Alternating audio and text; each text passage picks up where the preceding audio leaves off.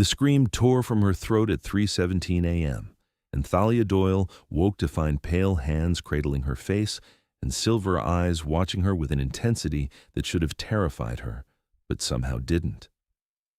"Breathe," Yashar Yvoryn murmured, his voice carrying the weight of centuries compressed into a single word. "You are here. You are safe. The pain is not yours."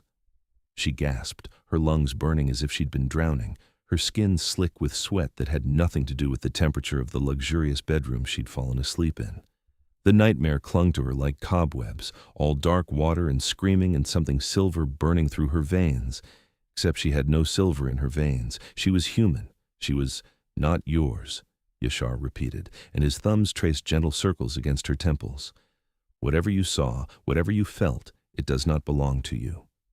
Thalia's whole body shook, tremors running through her muscles like aftershocks. This was the fourth night in a row, and each time the dreams grew worse, more vivid, more real. She could still feel the echo of agony lancing through her chest, could still taste copper and fear on her tongue. Yashar gathered her against him without asking permission, one arm sliding beneath her knees and the other around her shoulders, lifting her as though she weighed nothing at all. He settled back against the headboard with her curled in his lap, her face pressed to his chest, and began to speak in a language she didn't recognize. The words rolled over her like water, soft and rhythmic, and she felt her racing heart begin to slow despite the lingering terror. "What are you saying?" she whispered when she could finally form words. "Old things.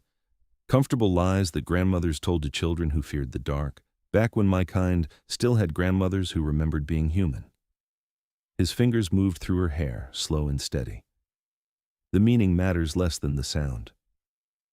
She wanted to laugh at that, at the absurdity of a vampire king murmuring ancient lullabies to a human woman he'd known for less than a month, but the sound that escaped her was closer to a sob. Yashar's arms tightened fractionally, and he shifted so she could hear the unnecessary beating of his heart, the pulse he maintained out of habit rather than need. "Better?" he asked after long minutes had passed, after her breathing had evened and the trembling had subsided to occasional shivers. "Yes," Thalia admitted. She should move, should return to her side of the massive bed, should maintain some semblance of dignity, but she couldn't quite bring herself to leave the circle of his arms. "I'm sorry. I know you didn't sign up for this when you invited me to stay at the court. I invited you because you make me laugh, because you look at me like I'm a man rather than a myth, and because your presence here has made the last 3 weeks considerably less tedious than the previous 3 centuries. Yashar's tone was light, almost playful, but his hold remained gentle and firm. "If I'd known you came with bonus midnight entertainment, I would have prepared better material. My lullaby repertoire is woefully outdated." There it was, that unexpected humor that had drawn her to him in the first place. She'd met him at a gallery opening, of all places, both of them standing before a painting of the night sky and making quiet observations about the artist's technique. He'd been charming and clever and had made her feel like the only person in the room, and when he'd revealed what he was, she'd been surprised to find she wasn't afraid. Maybe she should have been. "They're getting worse," she said quietly. "The dreams. Every night they're more intense, more detailed. Tonight I could feel water filling my lungs, and there was this burning, like acid in my bloodstream, and I heard someone screaming my name, except it wasn't my name, it was—" She stopped, frowning. What had the voice been calling? She'd known it in the dream, had felt the desperate urgency of it, but now the memory slipped through her fingers like smoke. Yashar had gone very still beneath her. "Thalia, what exactly do you remember about these nightmares?" Something in his voice made her pull back enough to see his face. The playfulness had vanished, replaced by an expression of focused intensity that reminded her he wasn't just a charming man with an unusual condition. He was a king, ancient and powerful, and right now he looked like he was solving a puzzle whose solution carried weight. "Darkness," she said slowly, trying to grasp the fragments. "Water, but not like drowning in a lake. More contained, and pain. So much pain, like my body is being drained dry. There's always silver, burning silver, and voices asking questions I can't understand. And tonight, someone calling a name that felt important, desperately important, but I can't." "Mirith," Yashar said softly. "Was the name Mirith?" The word hit her like a physical blow, and suddenly the dream roared back with perfect clarity. Yes, that name screamed over and over, a plea and a prayer and a curse all at once. She felt her face drain of color. "How did you know?" Yashar set her gently on the bed and stood, pacing to the window where the night pressed against the glass. His reflection was perfectly visible, that particular myth proven false, and she could see the tension in his shoulders, the way his hands had curled into fists. "Maraith Solvane disappeared 6 weeks ago," he said, his voice carrying a hardness she'd never heard before. "He's a healer, 300 years old, under my protection. He left the court to tend to an injured fledgling in the lower city and never returned. We've searched everywhere, followed every lead, found nothing. His absence has been a thorn I cannot extract, a question I cannot answer." Thalia's mind raced. "You think I'm dreaming about him? But how? I'm not connected to your world. I don't have any kind of supernatural ability. I'm just human. Yes, but not just human." Yashar turned to face her, and his silver eyes seemed to glow faintly in the darkness. "Some mortals are born with sensitivities, gifts that allow them to perceive what others cannot. Psychics, mediums, sensitives, the terminology varies by culture and era. Most never develop the ability fully, but in rare cases, particularly under the right circumstances, those gifts can manifest in unexpected ways." "You think I'm psychic?" Thalia heard the skepticism in her own voice and couldn't quite suppress it. "I've never had anything like this happen before. No premonitions, no visions, no communication with the dead. But you've been sleeping in the heart of a vampire court for 3 weeks, surrounded by immortal energy and ancient power. You've been spending your days and nights in close proximity to me, and I'm considerably older and stronger than most of my kind." Yashar moved back to the bed, crouching before her so they were eye level. That kind of exposure can act as a catalyst, awakening abilities that lay dormant, and if you are a natural sensitive, if your gift is receptivity rather than projection, then you would be vulnerable to strong emotional and psychic broadcasts. "Like someone being tortured," Thalia whispered, the pieces clicking into place with horrible clarity. "Like someone being tortured," Yashar agreed grimly. "Maraith is powerful enough that his suffering could create ripples in the psychic landscape, especially if he's being drained. Blood carries memory, carries essence. If someone is systematically harvesting him, the trauma would be exponential, and a sensitive in close proximity might pick up the echoes." Thalia felt sick. "Close proximity? How close are we talking?" "The fact that you're receiving his nightmares, this clearly suggests he's somewhere in the city, probably within a few miles of the court. The signal is too strong for greater distance." Yashar's jaw tightened. "Which means he's been practically under my nose this entire time, and I missed it." She could hear the self-recrimination in his voice, could see the guilt etched into his features. Without thinking, she reached out and caught his hand, lacing her fingers through his. His skin was cool, but not cold, smooth and perfect as marble. "We'll find him," she said with more confidence than she felt. "If I'm really picking up his dreams, then maybe we can use that. Maybe I can help narrow down the location." Yashar looked at their joined hands, then up at her face, and something shifted in his expression. The hardness softened fractionally, and when he spoke, his voice carried a warmth that made her chest ache. "You've been experiencing what amounts to psychic torture for 4 nights, and your first instinct is to volunteer to experience more of it in order to help someone you've never met." He lifted their joined hands and pressed a kiss to her knuckles, the gesture so naturally courtly it made her breath catch. "You are extraordinary, Thalia Doyle." Heat flooded her cheeks. "I'm just trying to help." "No, you're choosing to help despite the cost to yourself, which is an entirely different thing." Yashar stood, pulling her up with him. "But I will not ask you to endure that again without preparation. If we're going to use your gift to track Maraith, we need to teach you to shield yourself, to control the reception rather than being overwhelmed by it. Otherwise, the psychic feedback could damage you permanently." "How do we do that?" Thalia asked. "First, we need to speak with someone who understands these matters better than I do. Fortunately, I know just the person." Yashar glanced at the window, where the sky had begun to lighten fractionally, still hours from true dawn, but enough to mark the passage of time. "Get dressed. We have work to do." 30 minutes later, Thalia found herself descending into parts of the court she'd never seen before, following Yashar through corridors carved from stone that predated the modern city above. The walls were lined with torches that burned without smoke, their flames an eerie blue-white that cast everything in shades of silver and shadow. The court was built in stages, Yashar explained as they walked. The upper levels are relatively modern, constructed in the last 2 centuries as we integrated with human society. But the deep places are far older, dating back to when we first came to this land. Some sections are older still, repurposed from structures that existed long before my kind arrived. "How old are you?" Thalia asked, the question slipping out before she could stop it. Yashar glanced back at her with a slight smile. "Old enough to remember when this city was a forest, young enough to appreciate the convenience of indoor plumbing. I'll let you do the math." They reached a door that looked like solid stone, and Yashar placed his palm flat against its surface. Something rippled beneath his touch, a shimmer like heat waves, and the door swung inward silently. Beyond it lay a chamber that took Thalia's breath away. Books lined every wall from floor to ceiling, thousands upon thousands of volumes in every size and condition imaginable. Ancient scrolls rested in climate-controlled cases next to modern tablets. A massive table dominated the center of the room, its surface covered in open texts and scattered papers. And standing at that table, her white hair braided in an intricate crown and her silver eyes fixed on a particularly old-looking manuscript, was a woman who radiated both grace and something indefinably other. "Iki, Yashar," the woman said without looking up. "To what do I owe the pleasure of a visit at this ungodly hour?" And yes, I'm aware of the irony of that particular turn of phrase. "Seraphine, I need your expertise."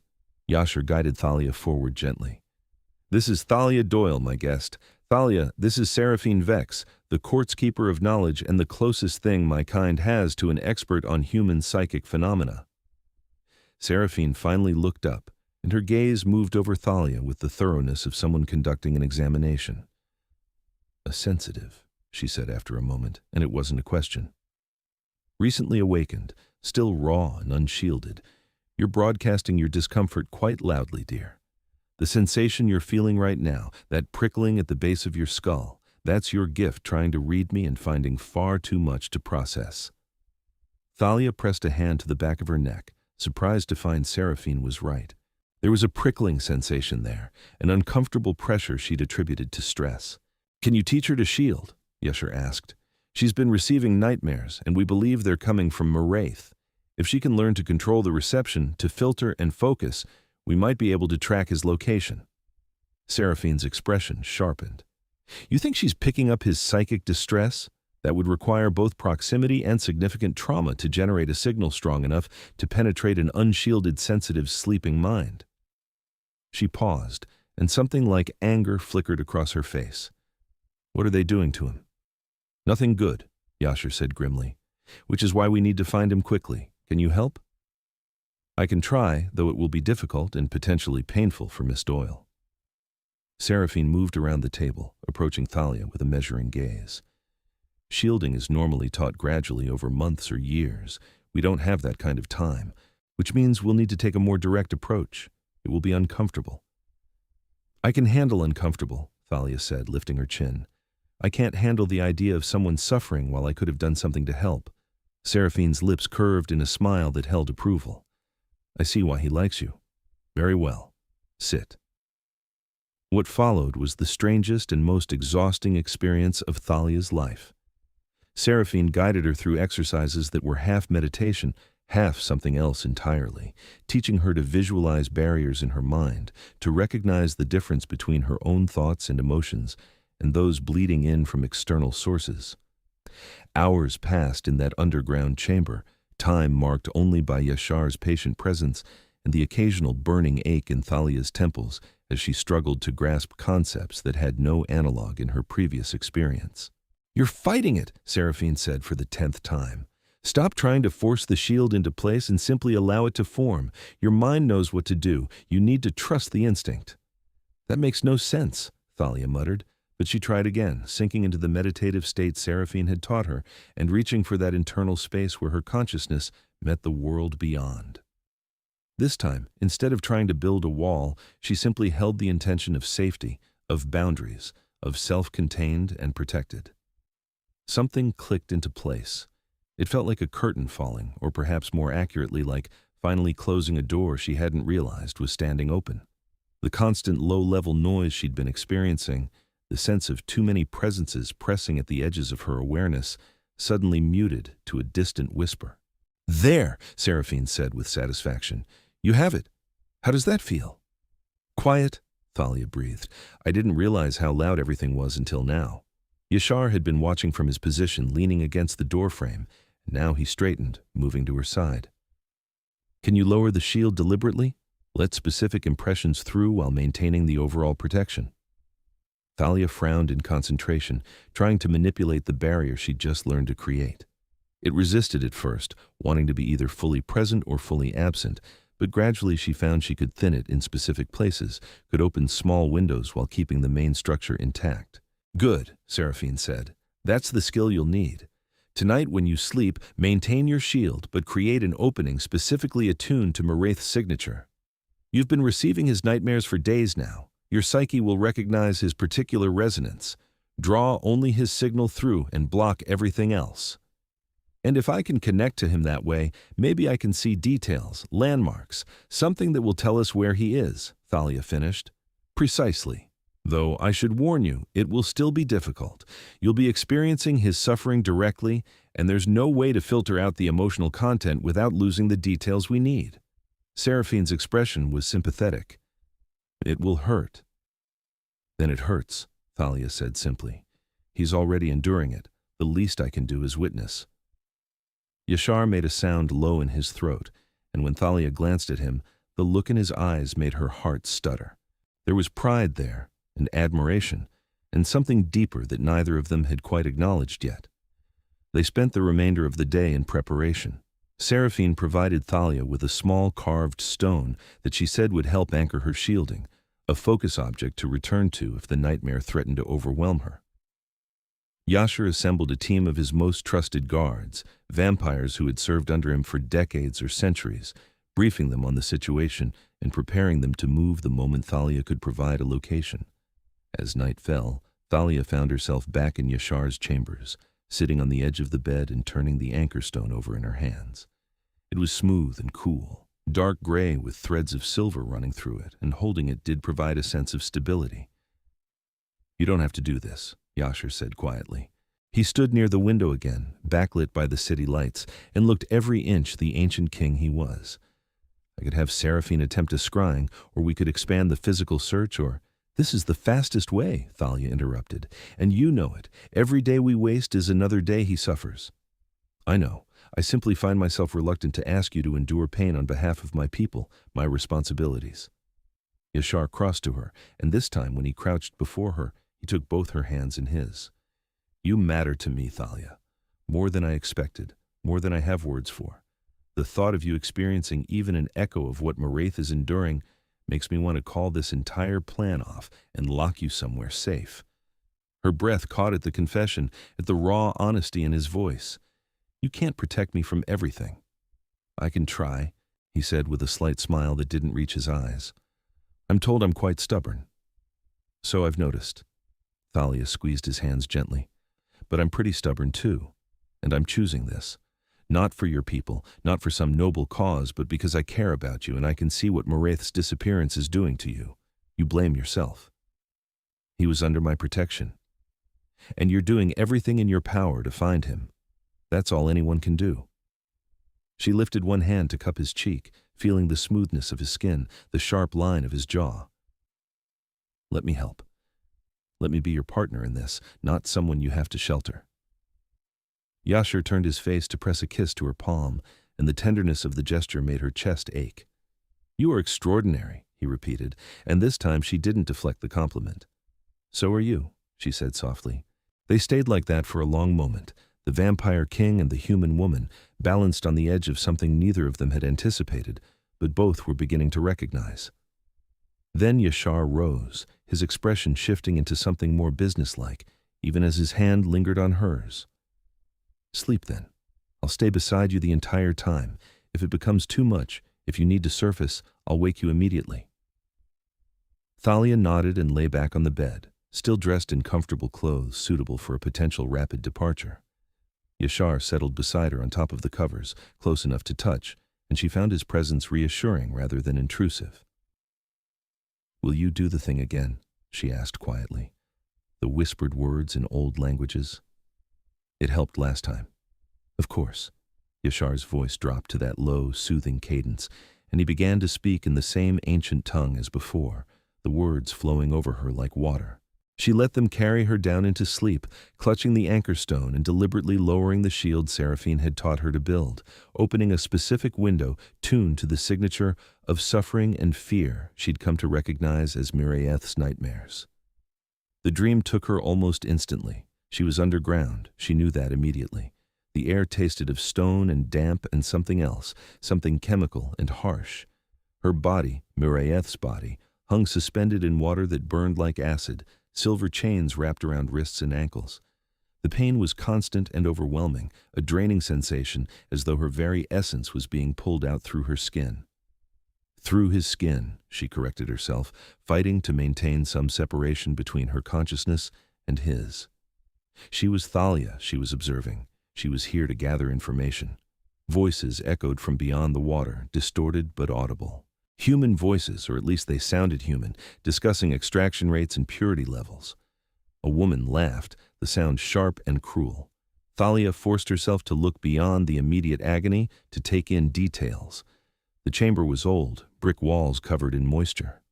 There was a door, metal and heavy, with what looked like a modern electronic lock. And through the water, she could make out other shapes, other tanks, other figures suspended in the same torturous stasis. He's not alone, she realized with horror. They have others. A face appeared suddenly above the tank, peering down at Mirieth with clinical interest. A human woman, middle-aged, wearing a white coat like a scientist. Behind her, Thalia could see a door standing open, and through it a glimpse of stairs leading upward. "Still holding on?" the woman said, her voice muffled by the water but comprehensible. "Impressive. Most of your kind break by day 3. It's been nearly 6 weeks. Mirieth tried to speak, but only bubbles emerged. The woman smiled and made a note on a tablet before moving away. The door closed, and Thalia caught a brief glimpse of the exterior before it swung shut. A hallway painted institutional green, and a sign that read, B3 authorized personnel only. B3. Basement level 3. That was something. She forced herself to stay in the nightmare longer, searching for more clues despite the overwhelming urge to retreat from the pain. The room had no windows, but she could hear sounds filtering down from above. Traffic noise, the rumble of heavy vehicles, a rhythmic thumping that might have been machinery or music. And there, on the wall near the door, a faded logo she recognized, the old hospital system that had gone defunct a decade ago. The abandoned medical complex on the east side. It had to be. Satisfied she had enough, Thalia reached for the anchor stone, for the thread of silver running through it, and pulled herself back toward her own consciousness. The nightmare fought her, Mirieth's suffering trying to drag her down into complete immersion, but she held tight to her sense of self and climbed toward waking. She gasped and opened her eyes to find Yashar's face inches from hers, his hands cupping her cheeks, his voice a steady stream of reassurance. "Come back, Thalia. Follow my voice. You are here. You are safe. You are yourself. The pain is not yours. Come back to me." "I'm here," she managed, her voice rough. "I'm okay. Yashar, I know where he is." His expression transformed from concern to fierce hope. "Where?" "The old Greystone Medical Complex on the east side. Basement level 3. There are multiple prisoners, not just Mirieth. They're using some kind of chemical solution to drain them, and there are humans involved, scientists or researchers or something." The words tumbled out in a rush as she sat up, still shaking but driven by urgency. "We need to go now." Yashar was already moving, pulling out his phone and sending a rapid series of messages. Within seconds, Thalia could hear activity elsewhere in the court, the sound of coordinated movement. "Get your shoes on," Yashar said, his voice sharp with command now, the playful charmer completely subsumed by the warrior king. "Stay close to me. Do exactly as I say, and if I tell you to run, you run and don't look back. Understood?" "Understood," Thalia said, though she had no intention of running anywhere. The team assembled in the courtyard moved with deadly efficiency. 10 vampires, including Yashar, all of them dressed in black and radiating lethal intent. Seraphine appeared as well, carrying what looked like a medical kit, and she gave Thalia a nod of approval. "Well done," she said simply. They traveled in 3 vehicles, dark SUVs that ate up the distance to the east side in minutes. The old Greystone Medical Complex loomed against the night sky, a sprawling structure that had once been state-of-the-art and was now simply abandoned, surrounded by chain-link fence and warning signs about trespassing. "The fence is new," one of the vampires, a man named Dorian, observed. "Installed within the last year. Someone's been maintaining this place." "Multiple entry points," another vampire, a woman called Isadora, said. "But if they're in basement level 3, we want the north loading dock. It has direct elevator access to the lower levels." Yashar looked at Thalia.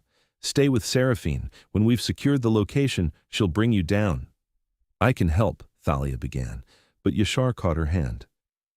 "You've already helped more than I had any right to ask. Let me do this part, please." The raw emotion in that single word, the vulnerability beneath the command, made her nod. "Be careful." "Always," he said, and pressed a kiss to her forehead before turning to his team. "Move." They went over the fence like shadows, inhumanly fast and silent. Thalia watched from the vehicle, Seraphine beside her, as the vampires disappeared into the building. Minutes stretched endlessly, marked only by the pounding of her heart and the death grip she maintained on the anchor stone. Then her phone buzzed with a text from Yashar. "Found them. Coming up. Bring Seraphine." They hurried across the grounds and through the loading dock entrance, where Dorian stood guard. The elevator descended with agonizing slowness, and Thalia tried to prepare herself for what she'd see. The nightmare had been vivid, but seeing it in reality would be different. The doors opened onto a scene of controlled chaos. Yashar's vampires had subdued what looked like a dozen humans, researchers or guards or both, binding them with efficient brutality. The scientists' equipment was scattered across the floor, tablets and monitoring devices smashed or discarded. And along the far wall, 7 large tanks held the prisoners, unconscious forms suspended in silvery liquid. Murath was in the center tank, his white hair floating around his face, his skin mottled with chemical burns.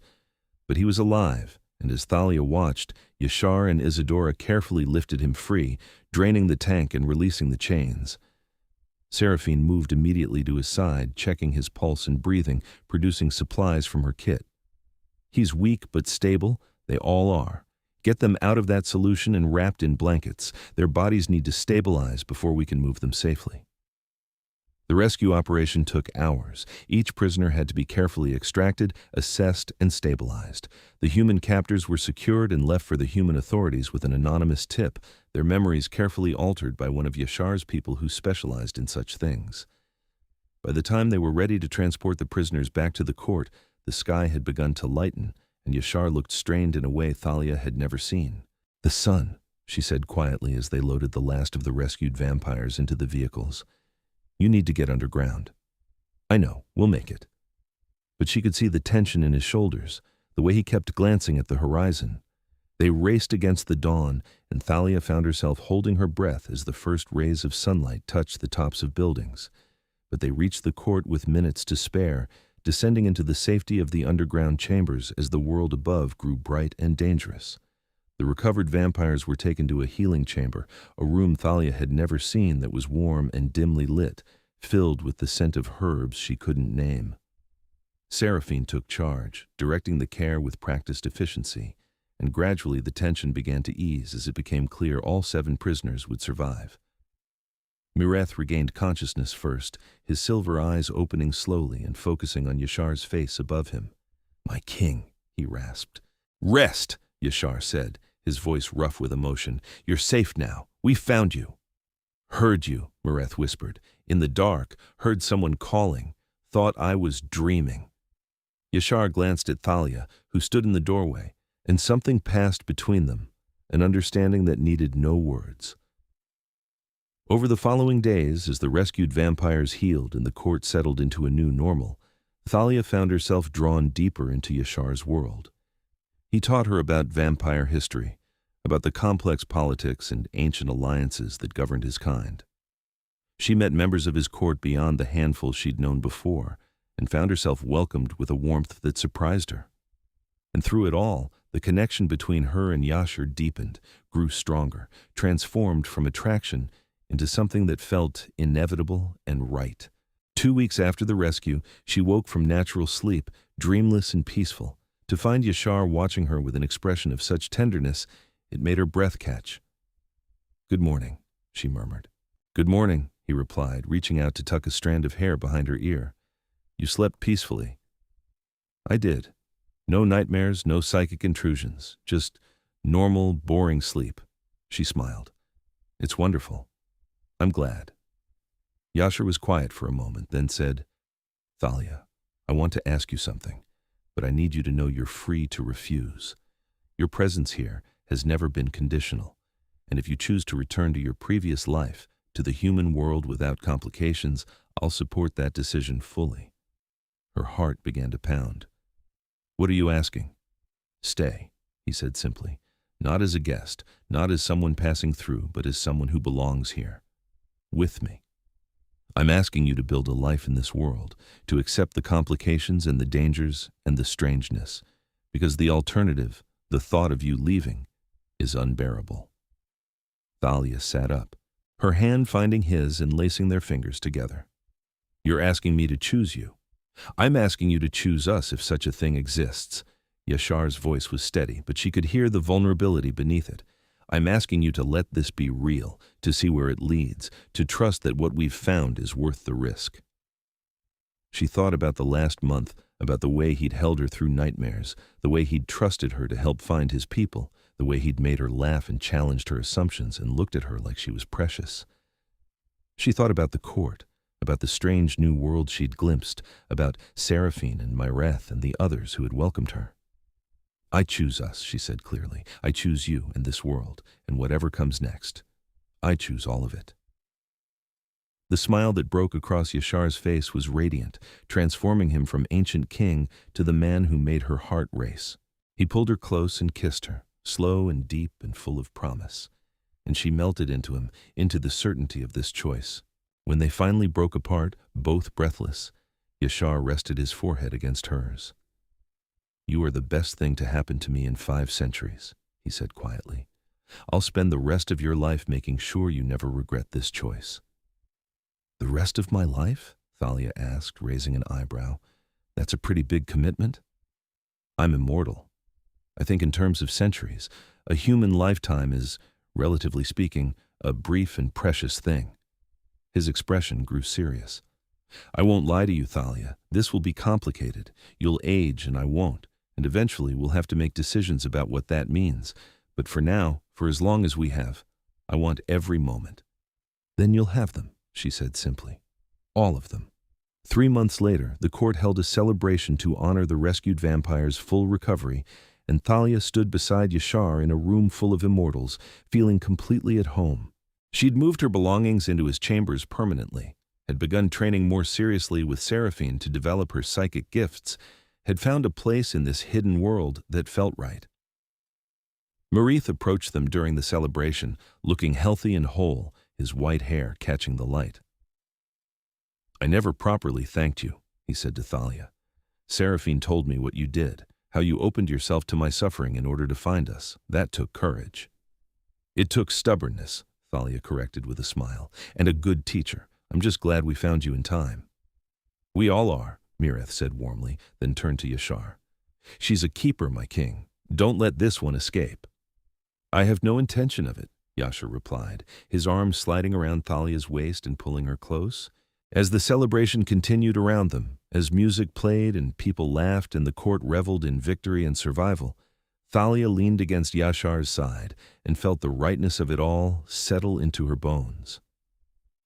She'd stumbled into this world by accident, had been drawn to a charming stranger at a gallery, had never imagined where it would lead. But now, surrounded by vampires and magic and impossible things, held by a man who'd whispered her through nightmares and trusted her with his people's lives, she couldn't imagine being anywhere else. "What are you thinking?" Yashar asked softly. "That I'm happy," she said, and it was the simple truth. "That I never expected to find this, but I'm so glad I did. That I love you." The words hung between them, new and weighty and true. Yashar's arms tightened around her, and when she looked up, his silver eyes were bright with emotion. "I love you too," he said, and kissed her there in the middle of the celebration, claiming her and being claimed in return. The future would bring challenges, Thalia knew. The differences between their worlds, between mortal and immortal, would require navigation and compromise. But they would face those challenges together, partners in truth. And that was enough. For now, in this moment, held safe in the arms of the vampire king who'd seen her at her most vulnerable and loved her anyway, Thalia was exactly where she belonged. The nightmares had led her here, to this impossible love, to this new life, and she wouldn't change a single moment of the journey. Years later, when Seraphine was updating the court's records, she would note in her precise handwriting, "The human Thalia Doyle arrived as a guest and became a cornerstone. Her gift led us to the stolen, her courage inspired the court, and her love reminded the king that even immortals can find something worth cherishing. She chose us, and we were better for it."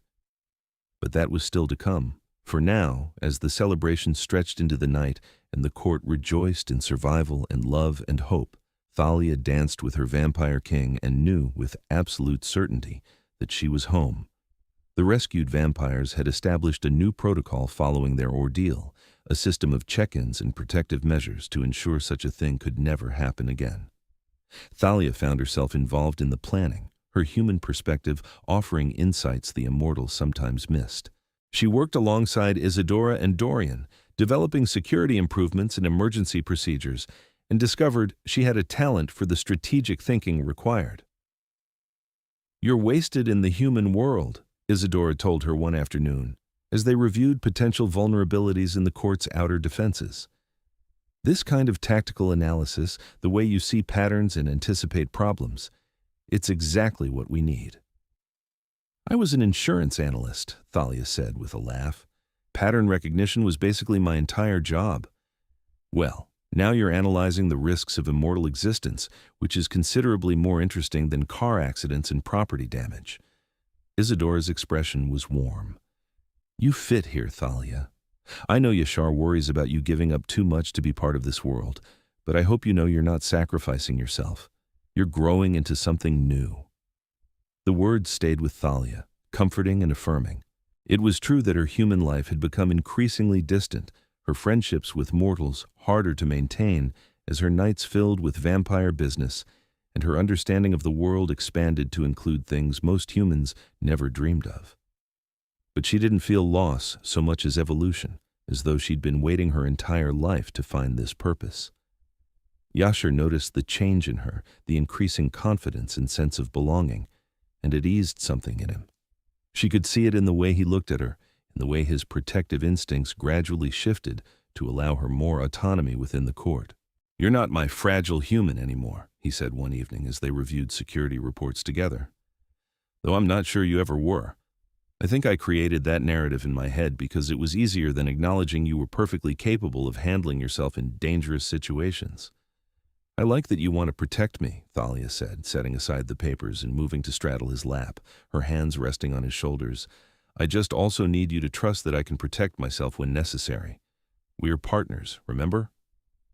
"Partners," Yashar agreed, his hands settling on her hips. "In all things." The physical relationship between them had developed naturally, intensifying from tentative exploration to confident intimacy. Yashar was careful with her always, aware of his strength and the fragility of human flesh, but Thalia had discovered that vampire restraint had its own particular appeal. The way he held himself back, the visible effort of his control, the moments when that control slipped just slightly, it all combined to create an intensity she'd never experienced before.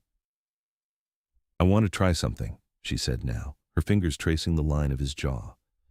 "Seraphine mentioned that bonded pairs sometimes share consciousness during intimacy, that if I lowered my shields deliberately and you opened your thoughts to me, we could experience each other's sensations, emotions, everything." Yashar's eyes darkened, silver bleeding to near black with desire. "That's advanced psychic work, Thalia. and intimate in ways that go beyond physical. Are you certain? I'm certain I want all of you, she said simply. Every part, every layer. I want to know you completely. What followed was an experience that transcended anything Thalia had imagined. As she carefully lowered the shield Seraphine had taught her to build, as Yashar opened his ancient consciousness to her mortal perception, they merged in ways that made conventional intimacy seem shallow by comparison. She felt his desire and his love and his awe at her mortality, the precious finite nature of her that made every moment feel weighted with significance. And he experienced her perspective, the way she saw him not as a monster or a myth, but as a man, complex and flawed, and worthy of love. The physical pleasure was amplified by the psychic connection. Each sensation doubled and reflected back, building to a crescendo that left them both shattered and remade. Afterward, lying tangled together in the oversized bed, Thalia felt tears tracking down her cheeks even as she smiled. She tried to find words and failed. I don't have vocabulary for what that was. Neither do I, Yashar admitted, his voice rough. And I've had 5 centuries to develop extensive vocabulary. He wiped the tears from her face with gentle fingers. You undo me, Thalia Doyle. Completely and utterly undo me. Good, she said, and kissed him again. As the seasons changed and Thalia's first year in the court approached, Yashar began to discuss the future more explicitly, the question that had been hovering unspoken between them from the beginning. I can offer you extended life, he said one night as they sat together in his private study, books and papers spread around them.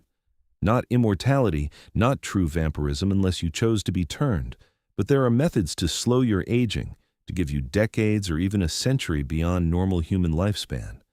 The process is complex and not without risk, but it would give us more time. Thalia had known this conversation was coming, had been thinking about it herself. What would it involve? Regular infusions of vampire blood, carefully measured and administered by Seraphine. It would change you slowly, subtly. You'd retain your humanity, your mortality, but certain aspects would shift. You'd become harder to kill, would heal faster, would age at perhaps a quarter of the normal rate. Yashar's expression was carefully neutral. But it's a commitment, Thalia. Once begun, the process is difficult to reverse, and it would tie you to this world even more completely than you already are. Would I develop any other abilities beyond the extended life? Possibly. Some humans who undergo the treatment find their existing gifts amplified. In your case, your psychic sensitivity might increase significantly. Others develop minor vampiric traits, enhanced senses, increased strength, better night vision. There's no way to predict the exact outcome. Thalia was quiet for a long moment, turning the information over in her mind. A century or more with Yashar, with the court, with this life she'd built. The chance to become something new, something between human and vampire. The risk involved, the permanent nature of the choice.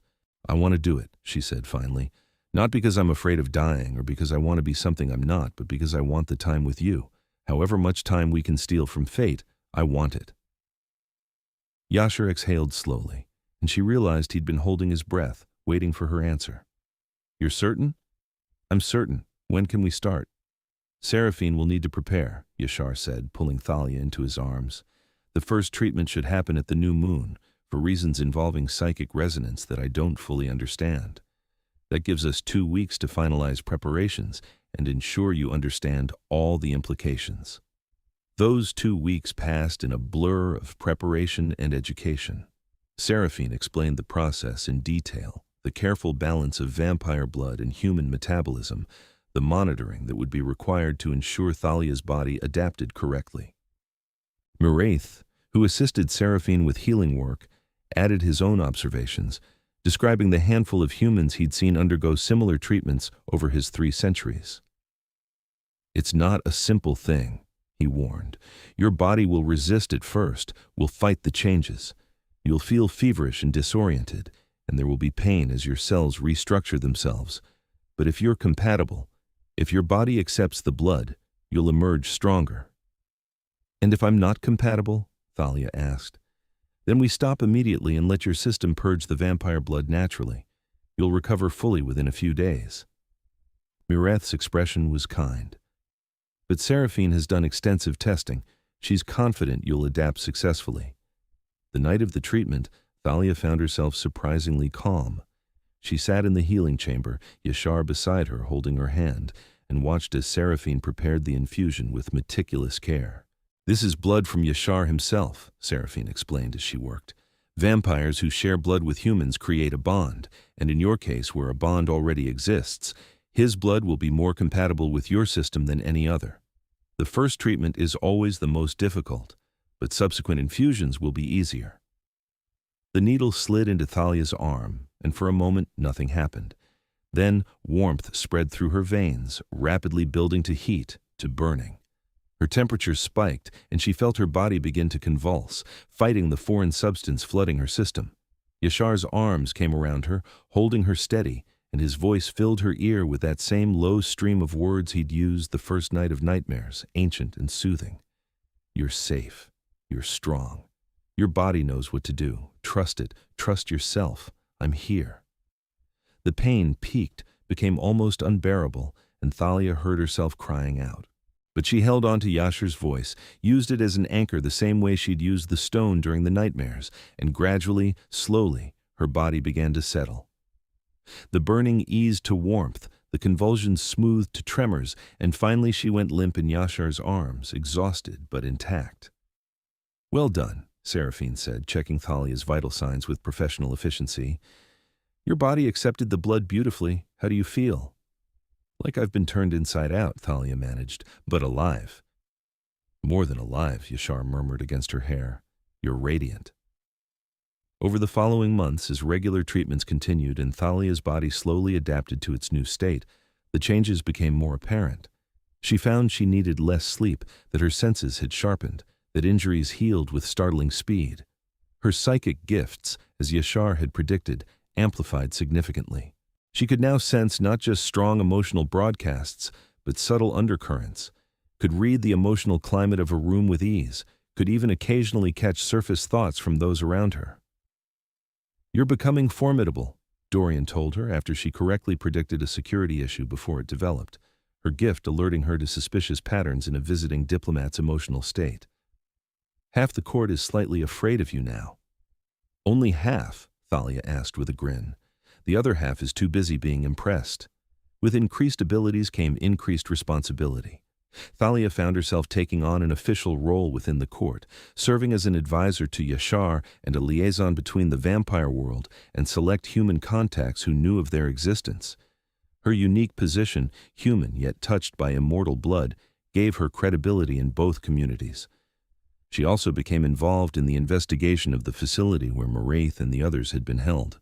The human authorities had arrested those directly responsible, but the deeper question remained. Who had funded the operation, and why had they been harvesting vampire blood? The answer, when it finally emerged, was both mundane and disturbing. A pharmaceutical company had been attempting to synthesize vampire blood for use in anti-aging treatments, planning to market diluted versions to wealthy humans. The torture of Maraith and the others had been purely profit-driven, a brutal calculation that vampire suffering was an acceptable cost for human vanity. "They're being prosecuted," Thalia told Yashar after the final pieces of the investigation fell into place. "Multiple charges, decades in prison for everyone involved. It won't undo what happened, but it's something." "Justice, in whatever form, is better than none," Yashar said. He'd been subdued since the truth emerged, troubled by the reminder that even in the modern era, his kind faced threats from human greed. "Thank you for seeing it through."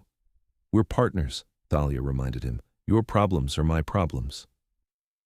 As Thalia's second year in the court began, she realized she couldn't imagine her life any other way.